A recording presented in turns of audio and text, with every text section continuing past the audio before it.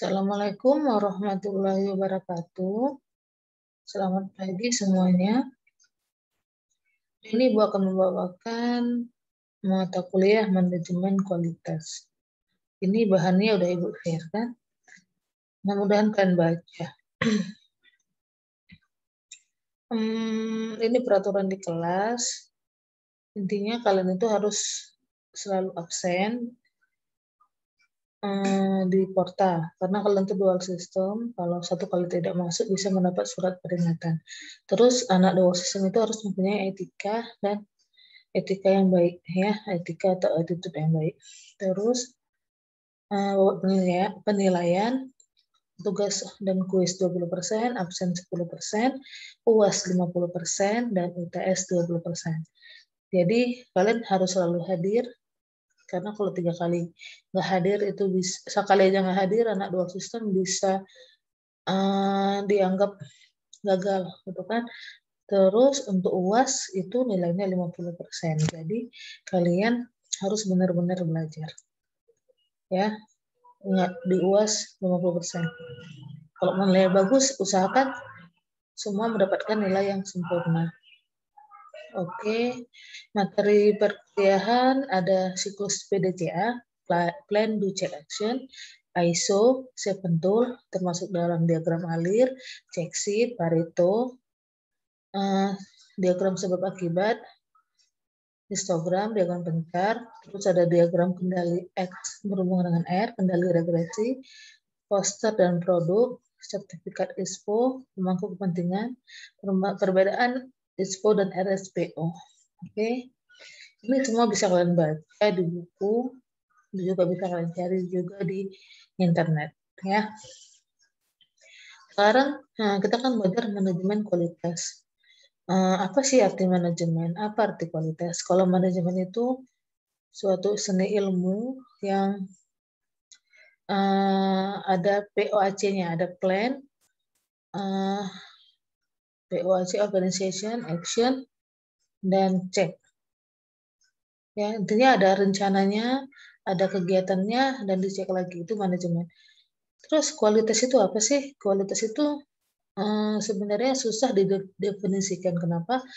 Karena biasanya kualitas itu dipengaruhi oleh cara pandang yang bersifat subjektif dari setiap orang. Jadi ada orang yang rasanya HP Oppo itu kualitasnya udah sangat bagus gitu. Ada satu orang itu. Ada juga yang Xiaomi lebih bagus. Atau ada harus iPhone baru kualitasnya bagus. Jadi tergantung cara pandang masing-masing orang atau kebutuhan orang. Makanya orang sangat susah mendefinisikan kualitas. Jadi kualitas sendiri sering dianggap sebagai ukuran relatif kebaikan suatu produk atau jasa yang terdiri dari atas kualitas desain atau rancangan atau kualitas sesuai atau kecocokan. Jadi bisa dengan desainnya, bisa dengan kebutuhannya atau kecocokannya, ya. Jadi ada definisi kualitas menurut Naomi, quality is a slippery concept. Nah, terus ada juga Edward Salis mengatakan kalau kualitas itu pemikiran yang dinamis, jadi selalu berubah-ubah. Ada juga dari Joseph Juran, kualitas itu yang penting memenuhi persyaratan. Oke. Jadi dalam era globalisasi, kualitas itu ya intinya itu memenuhi keinginan atau kebutuhan pelanggan, meeting the needs of customer. Ya, jadi keunggulan suatu produk terukur melalui tingkat atau pangkat kepuasan pelanggan. Definisi kualitas lagi ada juga yang berorientasi pada pelanggan, adanya partisipasi aktif yang dipimpin oleh manajemen puncak, adanya aktivitas yang berorientasi pada tindakan pencegahan kerusakan, adanya suatu filosofi yang menganggap bahwa kualitas merupakan jalan hidup way of life. Oke, jadi karena kualitas itu tidak bisa didefinisikan dengan mutlak, jadi ada pendekatan-pendekatannya. Nah, pendekatan untuk mendefinisikan kualitas, yaitu dengan pendekatan transenden, pendekatan berdasarkan produk, pendekatan berdasarkan konsumen, pendekatan berdasarkan manufaktur, dan nilai. Jadi pelaksanaan itu apa, Bu? Pelaksanaan itu sebagai pencapaian atau untuk standar tertinggi pemuasan kebutuhan terhadap konsumen. Kalau produk, di mana semakin mendekati ukuran, kualitas semakin baik. Ya, jadi dia bisa dihitung dan terukur. Terus berdasarkan konsumen memenuhi kebutuhannya enggak. Nah, seperti itu ya. Terus kalau manufaktur, pemenuhan desain atau spesifikasi kualitas dianggap bebas dari kesalahan atau error. Kalau nilai, pendekatan ini menggunakan biaya dan harga sebagai parameternya. Kualitas yang baik adalah bila memenuhi biaya yang disepakati atau ditetapkan. Ini juga ada konsep kualitas. Konsep kualitas dapat diartikan sebagai segala sesuatu yang mengaruhi kepuasan pelanggan terhadap kebutuhannya. Selera konsumen terhadap barang selalu berubah dan cenderung meningkat. Intinya kayak gini, misalnya nih, dulu HP iyalah, telepon ya. Pertama kan kita tahunya telepon. Tombolnya tuh harus yang, pernah lihat nggak kayak gini, diputar-putar. No, balik lagi. Baru kita harus mencetak semua nomor telepon orang di buku atau di mana biar kita bisa menghubungi orang tersebut atau menghafalnya, ya kan? Ini pakai cok, pakai seperti ini. Terus susah kali ya pakai yang satu balik lagi 2, 3 gitu kan, salah mencet dibuat lagi yang tinggal pijit sekali aja, nggak usah yang bolak-balik titit gitu kan. Habis itu telepon kayak gini nggak bisa dibawa-bawa, dibuatlah telepon yang bisa dibawa-bawa tapi besar, ya kan. Terus makin berkembang, bentuknya diperkecil, nggak sebesar ini. Terus dibuat yang udah bisa berwarna, udah bisa SMS-an, muncullah BlackBerry lagi, udah bisa dulu BlackBerry itu namanya BBM ya kan. Jadi kok kita punya PIN teman kita bisa BBM sama dia gratis. Baru muncullah Android, baru nanti muncul Android udah nggak ada lagi tombolnya, ada pakai layar sentuh. Jadi kalau kita lihat seperti ini kan kualitas, mungkin zaman dahulu kualitas yang ini yang terbaik, ya kan? Tapi makin lama yang ini mungkin yang terbaik. Sampai akhirnya ini. Jadi karena inilah kualitas itu susah didefinisikan. Karena dia mengikuti zaman, mengikuti kebutuhan. Makin canggih, makin bagus kualitasnya seperti itu. Ya kan? Oke.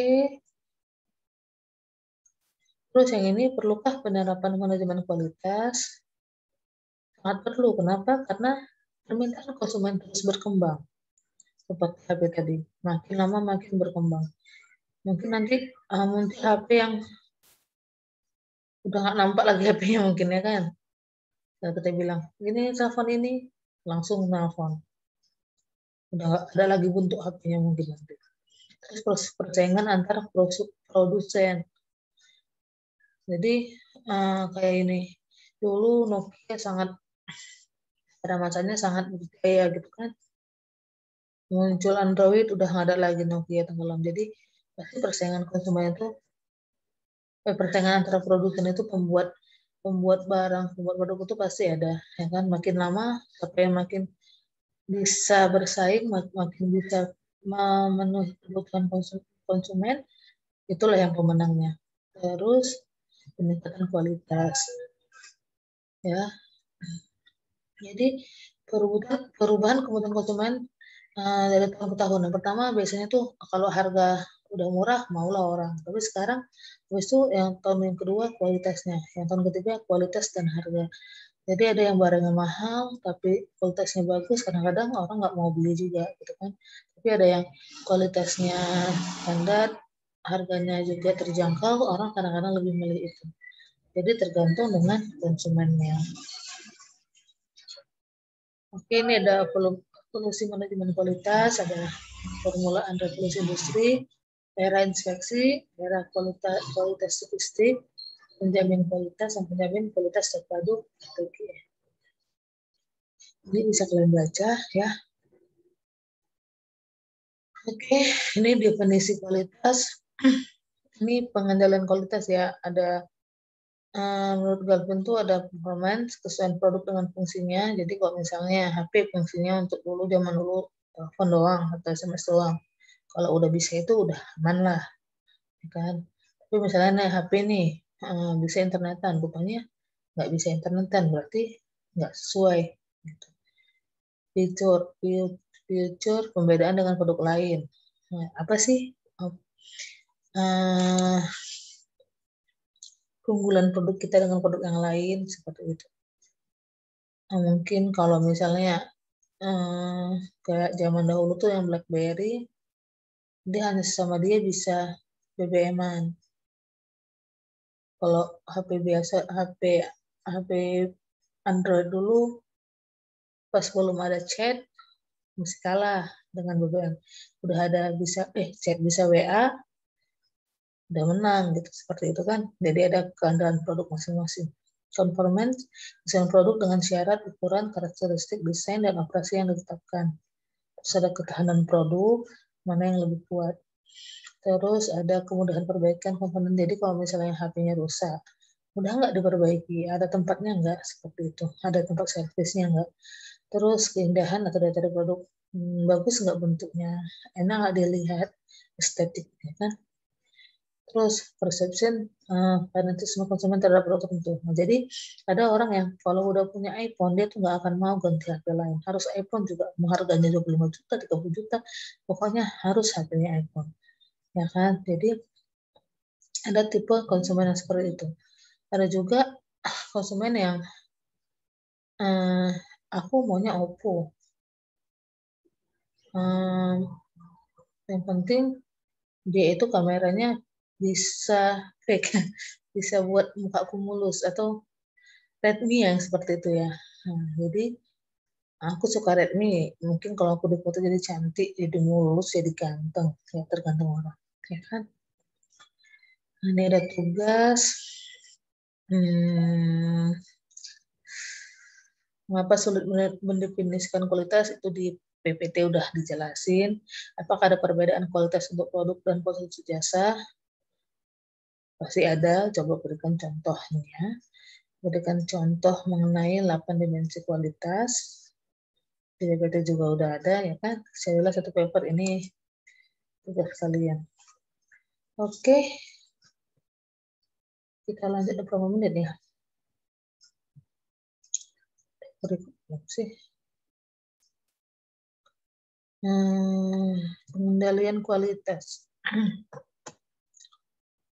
Pengendalian kualitas.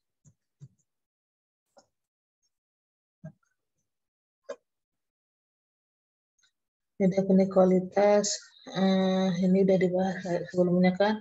Terus ada definisi modern. Siapa pelanggan ada eksternal. Eksternal itu penerima barang atau output, tetapi bukan merupakan bagian dari organisasi.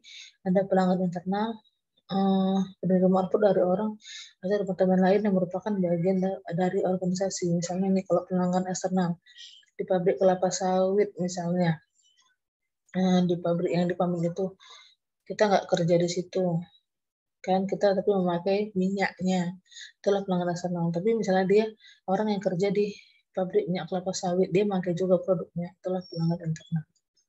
Ya, gampangnya. Ini 8 dimensi kualitas menurut Garvin sudah ada juga di sebelumnya. Untuk jasa, terus misalnya nih printer itu kita menengok kualitasnya, performanya berapa. Kalau kita print nilainya berapa seperti itu. Jadi ada skornya. Dimensi diuji dengan memberikan skor antara 0 sampai 10. Kalau misalnya nilainya 0, buruk, berarti nggak bagus. Misalnya nih, performance merek X 8, merek Y 7, bobotnya 0,3.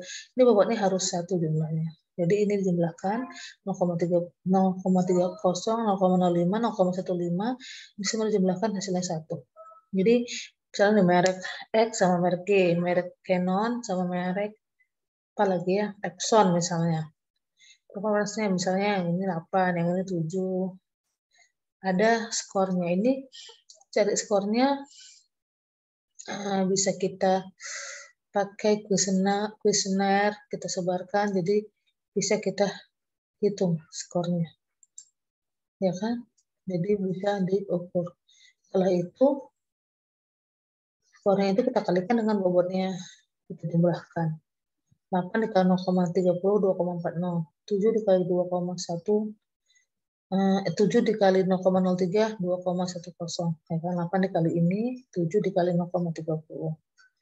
Ini juga 6 dikali 0,05, hasil 0,30, 2 dikali 0,05, 0,10. Dapatlah hasilnya. Merek X, kita jumlahkan 7,45, merek Y 6,95. Berarti dari sini kesimpulannya yang bagus itu, kualitasnya yang paling lebih bagus itu yang merek X, seperti itu. Saya